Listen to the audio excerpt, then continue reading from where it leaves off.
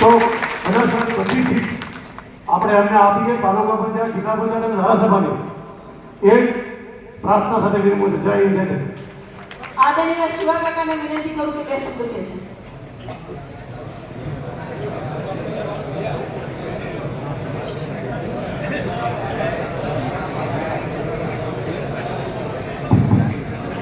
બોલો ભારત માતા કી જય.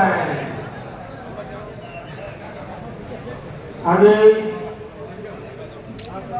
જિલ્લા કોંગ્રેસ પ્રમુખ શ્રીના આગળ સમારોહમાં ઉપસ્થિત આપણા પ્રદેશ પ્રમુખ શ્રી ભારત સરકારના મંત્રી શ્રી ભરતસિંહ સોલંકી સાહેબ, કઈ એમ બેન બધા એક સંઘા છે, બધા મંચસ મહાનુભાવો, બધા સામે બધા વડીલો, મિત્રો, માતાઓ અને બહેનો, મિત્રો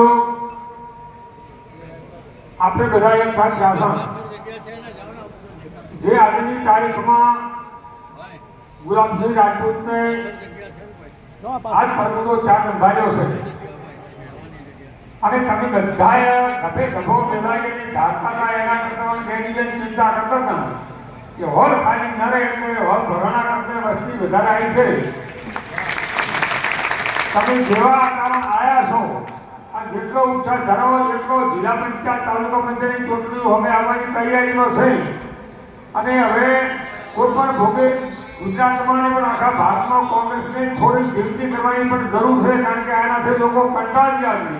તમને બધાને ખૂબ ખૂબ અભિનંદન આપું કે કોઈ પણ ભોગે આવતા સમયમાં ગુલામસિંહ રાજપૂતના નેતૃત્વમાં જિલ્લા પંચાયત, તાલુકા પંચાયતને આવતી વિધાનસભાની ચૂંટણીમાં બનાસકાંઠા જિલ્લામાં બધી સીટો કોંગ્રેસી જીતા હોય એટલું મારી વાણી જય જય.